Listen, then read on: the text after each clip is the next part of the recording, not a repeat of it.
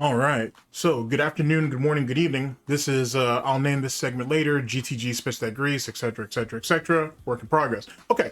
So, hopefully you guys are all doing well. SnortBucks is on me, as you guys know.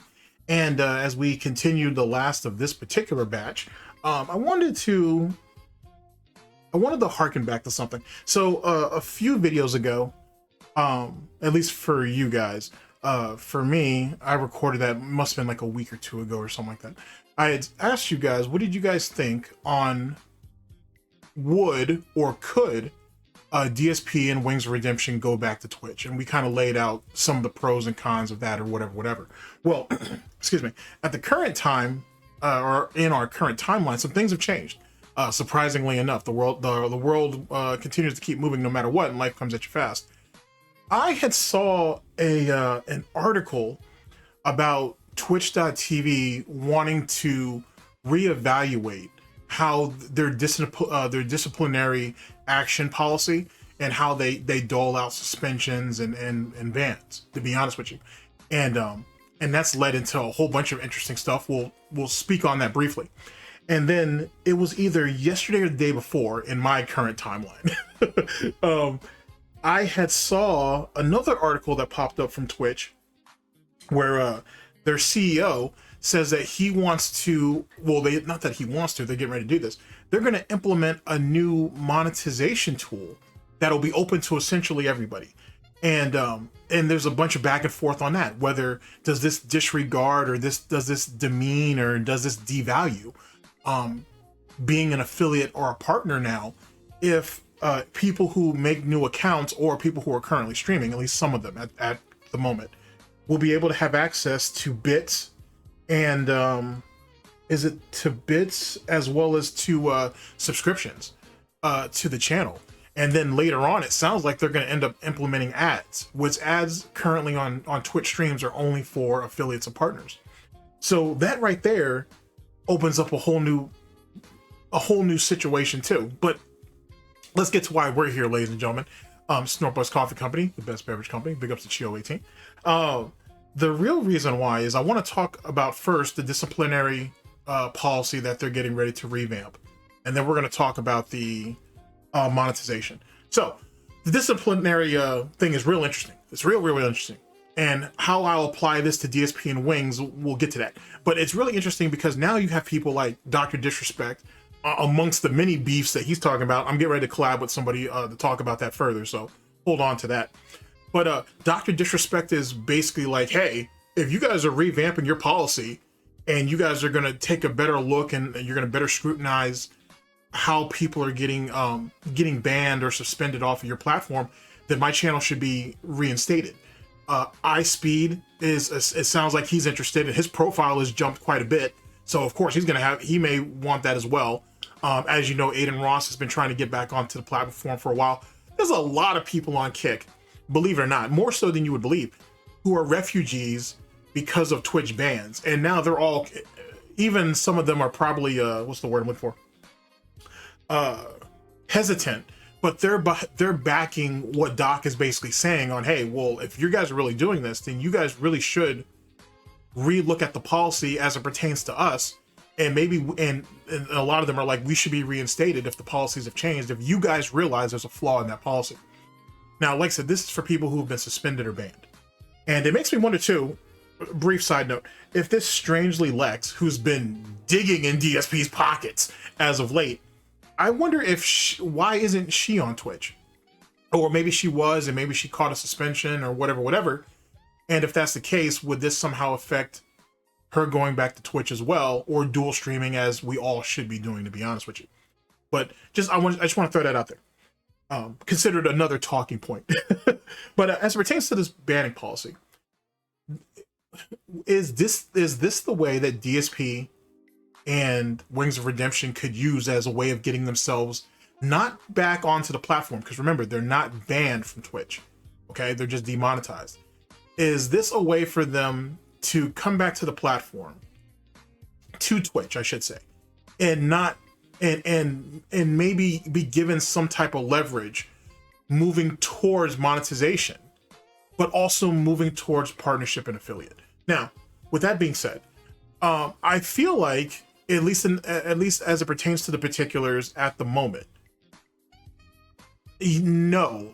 If anything, it puts them at a deficit, because now, if they were ever trying to use their position on the platform to try to get other people banned or this, that, or third, that's going to be a little bit more scrutinized.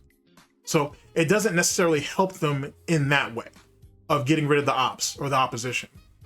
As it pertains to, and it's not going to make them feel any safer, to be honest with you. And I don't know, nor do I really think, honestly, it's going to bring them closer to affiliate or partnership. So that my answer right now is no. The reason why is, in the time, and since 2020, to be honest with you, you've had a lot of big knuckleheads. That's what they were. They were fucking knuckleheads who ain't sat there and did all kinds of dumb shit on Twitch to try to push the envelope and got bumped for it. And rightfully so for some of them. But then you have people who were getting banned or suspended on Twitch for the most minute bullshit. Like dumb, just really dumb crap. You know what I mean? And so Twitch needed to revamp, for sure. How does that help DSP and Wings as it pertains to getting back to affiliate or partner? It doesn't. It doesn't help them at all. Actually, it makes the waters that much deeper and that much more dangerous, to be honest with you. Because as a restreamer, for example, whether they're on Twitch themselves or whether they're on another platform, it's open game. I mean, look at Twitch's political sphere, right? Or look at their commentator, or just, they call it just chat, but the commentator aspect of it. Those people restream each other all the time. Matter of fact, that was part of the problem that was leading to the waiting room situation. Just in case you guys don't know, I'll brief you, I'll get you in there briefly. A waiting room is basically a stream that leads into a bigger stream. To be honest with you, you see that on YouTube all the time. Truth be told, Alt, that being said, does that. He does WPIG leading into the That Being Said show. It's a smart idea, to be honest with you. And it's his content. He can do what the fuck he want.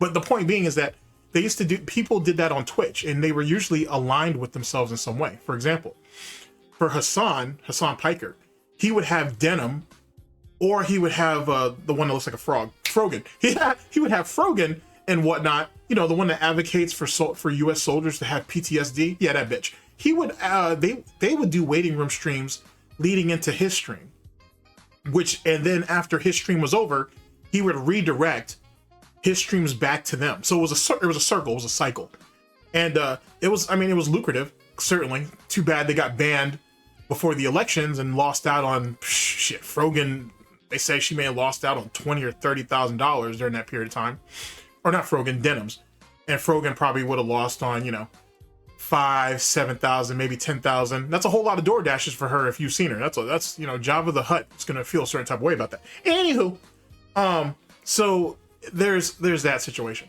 It's gonna make them more vulnerable, I think.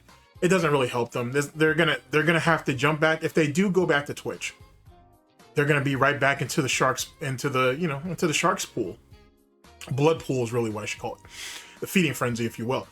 They're gonna be right back at it. There's not too much they can do about it at that point. They just gotta you just get into it and see if they can tread water for however long they can tread water. Now that leads to sunny point number 2. Being that Twitch has changed their monetization policy now. So now you don't need to be an affiliate or a partner to be able to have access to bits, or to, I would assume, gift paid or gifted subscriptions, which is a clever way for Twitch to go ahead and bring more people back onto the site, draw more of them back in. For those who may have not been able to hit the threshold, excuse me, to be an affiliate or to be a partner, now you'll have some access to some of these tools. So even if you have a very small community, I'm not going to shame anybody with numbers here, because my numbers aren't big either. It's one of the few things I'm ain't big. Tell you that, let them know that. Anyway, for those people who don't have a large following on Twitch and who are trying to build and grow or whatnot, this gives them a financial incentive, and it gives their audience a chance to support these smaller streamers, or these streamers that they really like, who are not there yet as it pertains to the qualifications to become an affiliate or partner. So with that being said, there's the argument that, well, how does that affect people who are affiliates or partners now? Doesn't that devalue that? Because obviously there's a few other scruples or amenities that would separate, you know, that separates all three of these platforms or plateaus, if you will. And I think one thing is now affiliates and partners, their particular statuses, if you will, those need to be revamped. To be honest with you, it's really lower, middle, and upper class. They're gonna have to revise it. If everybody on Twitch is gonna get monetized now, or will have, let me word that. If more people, not everybody, not all people, but if more people are gonna have access to monetization tools, paid and gifted subscriptions, and to bits, you have to redo the affiliate perks and the partnership perks. You just have to, because the only thing, the third point of it that people are pointing out is, well, the only difference between everybody now, plus or minus a couple other smaller things, is ads. But that's the thing. The reason why Twitch is implementing, you know, hey, we want more people to have access to monetization tools, is so they can have more outlets, if you will, to be able to put ads on. That's what this is all coming down to. So the more people you can get back onto the site that can get into monetization, even though they don't, you know, fit the criteria just yet for affiliates and partnerships, the more ads you can throw on, the better. And then you kind of build up from there. But they have to revamp affiliates and partners. It's the only way to make it work. If not, then everybody could just say F off on whatever, and then they could go forward. Matter of fact, someone pointed out on that same Wings and DSP video about Twitch. Big ups to them. Well, big ups to everybody who you know takes the time to watch these and throw a comment at me and whatever. But someone threw a comment at me saying, well, is the Twitch partnership even worth the damn really anymore? Does it even have the prestige? I'm paraphrasing now. Does it have the prestige that it once had? Truth is no, probably not. Probably not. And I think, but truth be told, and I've said this before, being a partner on Twitch shouldn't even be your end game. Your end game is to get a contract, like an actual contract. That's what you should be shooting for. Now, granted, during the Twitch political debacle, you had people coming out the woodwork saying that they were making like $5,000 a day on ads. Some of these channels were making $10,000, $15,000 a day on ads. You know what I'm saying? And just on ads. You know what I'm saying? Keep in mind the bigger guys with contracts and shit, like Kai and all them guys. Those guys pull $200,000 or $300,000 a month just off subs, off paid subs and shit. So who knows what they're making in ad revenue and stuff like that. I don't know what Max is making, but Max makes quite a bit. And he dual streams on YouTube. I had seen some of his streams. I watched most of his streams on Twitch. But he must have just picked up and started dual streaming on YouTube, at least within the last 4 or 5 months. I could be wrong. But I don't remember him ever dual streaming on YouTube and Twitch in beginning or middle of 2024. I could be wrong, obviously. I'm good for that. I'm good for that. But I don't remember that. Him doing that at all. So he must have picked that up in the last 4 or 5 months. Smart on him. And this is what I try to advocate for some of you guys who are streaming. If you guys have the bandwidth for it, you not have to, but you should. You should start getting into multi-streaming. Now, with that being said, let me propose an argument. This is something Tevin, almighty Tevin, praise be, said this years and years and years ago. That that it was something along the lines of dual streaming or multi-streaming. But he was basically saying, some content is not meant for YouTube, and some content's not made for Twitch. And he was right. And in a lot of ways, Tevin's still right, as it pertains to that. He really is. As you're getting started, though, at least in our current day and age especially, you need to get yourself on as many platforms as you can. You know what I'm saying? And then you can figure out what you want to do and how you want to maneuver certain type of content depending on the platform later. You know what I mean? Like, right now, if you guys follow me on the streaming channel, we do YouTube and Twitch, right? And eventually the expansion, our third conquest, if you will, is gonna be Twitter. You know what I'm saying? Or X, or whatever the fuck. You know what I'm saying? But that's gonna be the third frontier for us, because why not? You know what I'm saying? Detractor Twitter is huge, on top of the fact that how far you could expand on Twitter is still, or Twitch is, or sorry, not Twitch, on Twitter or X/X is pretty expansive. You know what I'm saying? You can do a lot. And then within Detractor Twitter, there's a lot of people who talk about and speak on a lot of different things. So that's just me though. Like, you know what I'm saying? I don't know if I'm the first person in the Detractor sphere to think of that or not. But that's what I'm shooting for. So it'll be YouTube, Twitch, and Twitter or X. After I get some of the kinks out with Twitch. But I think that's just something that needs to be done moving forward. Yet again, what Tevin says still stands true to today. Not all content is built for all platforms, and so on and so forth. But you're not gonna know if you don't try. And you're getting into a day and age where streaming has become thicker and thicker as it pertains to the competition. You may not do well on Rumble.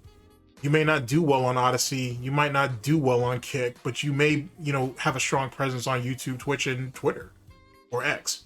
You know what I mean? You may have to pick your spots or whatever combination of those, if you will. So something to think about. And which leads to our point about DSP and Wings again. And with this new policy for monetization. If it is open to everybody, or to most people, I should say, and if Wings and DSP should go for it. Now, whether Wings will do it, like I said, he's a lazy sack of useless shit. Your modern day panda that won't even fuck to prolong his own bloodline, if it's even worth saving. Similar to DSP, who won't do that as well, but maybe his branch of the Burnell bloodline needs to fade out.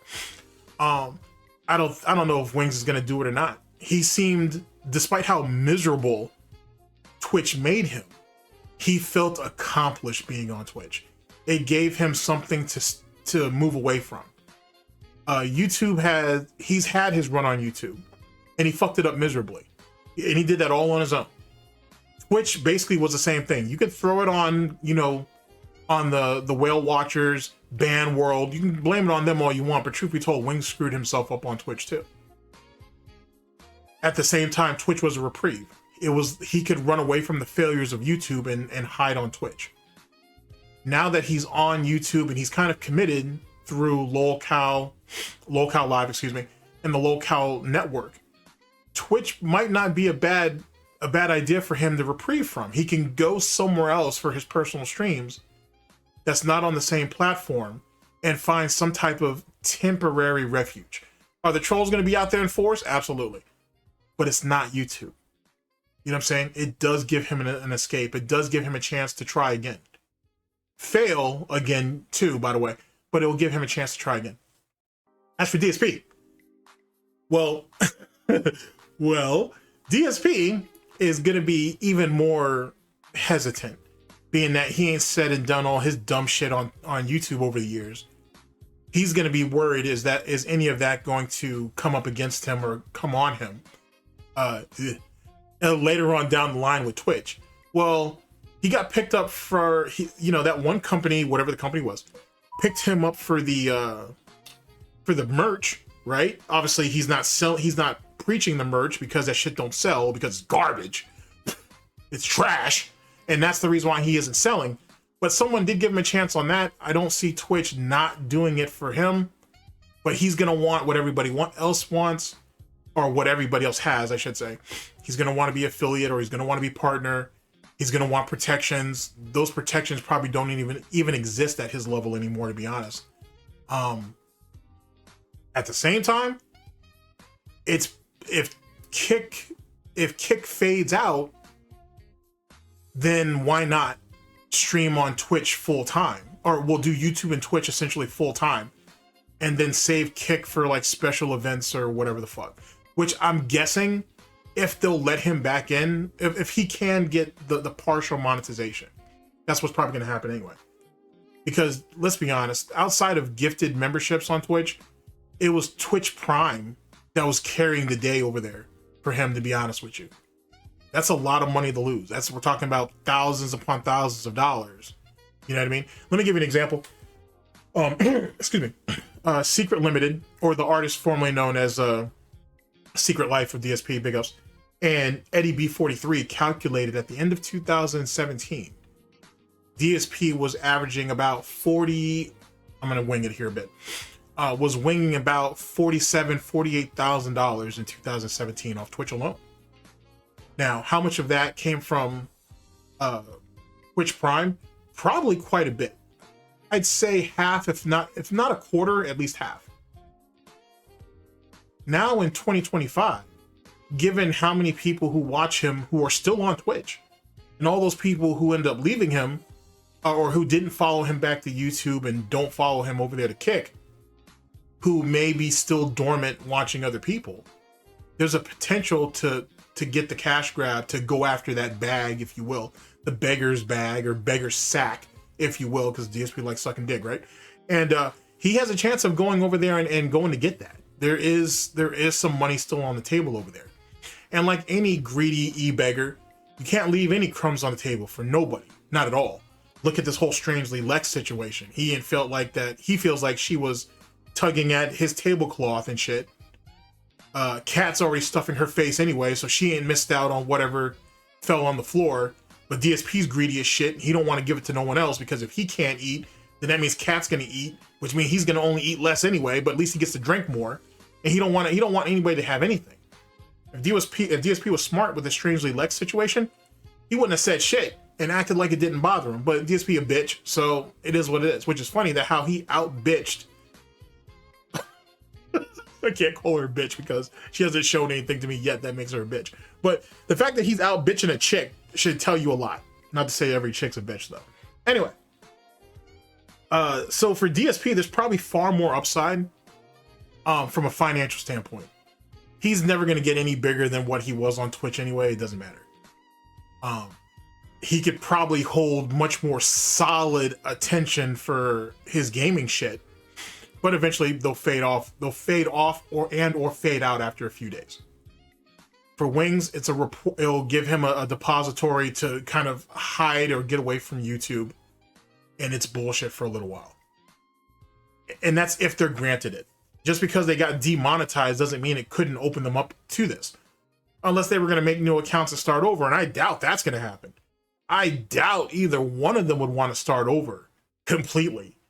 But maybe they would. So that's another question in itself. Do you see them doing so? I'll probably save that for another video. Oh, excuse me. Oh man, it's still early. But I don't even see them starting over like that. It'd be interesting to see it, but I doubt that'll happen. So in any case, that's my thoughts. What do you guys feel about Twitch's Twitch changing their banning and suspension policy, and how do you think that'll affect DSP and Wings? And you can even comment on the Dr. Disrespect, iSpeed, and Aiden Ross if you want to, but I just threw that out there to give context. And then secondly and lastly, excuse me, what are your thoughts on Twitch opening up monetization tools, or at least some of them, to current streamers who are not, affiliates or partners, and even to people who are making new accounts? I think that's supposed to happen like in May. You know what I'm saying? So we're talking about only a few months out. That's a lot of time for DSP to go ahead and hate monger and do his bullshit. And then as we get closer and closer to that date, and if they do, even though his account's deactivated at this moment, I don't know if Wings is. I know DSP's is. So if that's a lot of time for DSP to really come to the conclusion that, you know what, what's it hurt if I reactivate it? And then those tools do come up in the in my Twitch dashboard. And then if not, why not? Because he's wasting his bandwidth on bullshit right now anyway. So he might as well stream on 3 platforms anyway. But if nothing else, streaming on YouTube and Twitch makes far more sense than on YouTube and Kick, especially with one of his major pay pigs leaving. Truth be told, it opens up a lot more opportunities now that he doesn't have to be completely dependent on Casino and their runoff or their sloppy seconds and thirds as it pertains to people who donate to them. It opens up, it really like opens the table up for a lot of what's going on in the DSP vortex from a money standpoint if this happens, to be honest. But those are just my thoughts initially. You guys tell me what you think and whatnot, if you guys think anything about this, to be honest with you. And I'll keep an eye on it, and then we'll follow up. We'll follow up as the information comes out and as the months go on. Like I said, I'm pretty sure It's in like May, where all of this stuff is going to be enacted. So actually, you know what? Give me a second and I can actually look. Just give me the briefest of moments. Okay, so they actually have some other stuff in here too, as it pertains to expanding sponsorship opportunities also. So there's actually quite a bit. I'll try to have someone link some of this stuff down in the description for you if you guys are interested in reading any of this. I'll pick I'll definitely try to link you guys to the Twitch blog post, and that's where you can pull most of this from. Anyway, as it pertains to promotional events, they got all kinds of stuff, man. They're trying hard as hell to get everybody to get into some of this money. It just says in 2025. I'm sorry, it must have been like it might have been like another article from like Detractor or one of those articles that said maybe they were shooting for like May of this year, 2025, to try to enact some of this. So it might have been another article, and it might have been in another article, and it might have been someone just speculating on when the time frame was going to happen, because some of the first changes are going to start just as early as March. So there's that, and that they want to improve the mobile experience, which means I think virtual streaming may be a thing. There's all kinds of stuff, man. More ways to edit and share clips. I'll have this link down in the description if you guys, give a damn about reading through any of this, or a quick Google search will take you to it. But yeah, that's my initial thoughts, man. There definitely looks like Twitch is trying to expand their opportunities. Whether, like I said, DSP or Wings will actually take advantage of any of these things, I don't know. Truth be told, they probably both should, to be honest with you, because just like I told you guys last year and even the year before, certainly before DSP was forced to come back to YouTube, it's the lion's den over here. It's Goutopia. It's fucking Gouty Rome over here and shit. DSP is not the top of the food chain over here no more, and he hasn't been in years, truth be told. But when he was over on Twitch, he was desperate to keep it because he understood what the landscape was on YouTube. Now that he's been over here, he sees how he's been affected. The whole Argentinian peso situation with gifted memberships. Him bitching and complaining about how I'm streaming and all my shit gets cut up and put out there long before anybody else, and YouTube won't do anything about it. Yada yada yada. Just typical pig bitching and complaining. Going to Twitch or having Twitch as a second source to go ahead and do his begging and shit on, even though he won't have the protections of an affiliate or a partnership, is probably a gamble that he needs to take. Because when you don't have any choice, any options, and you don't have any choices, you got to take a chance. And this may be his only real chance to expand. YouTube views are in the shitter for streams and for videos. Kick is going to eventually dry up. He's going to go back to Old Faithful.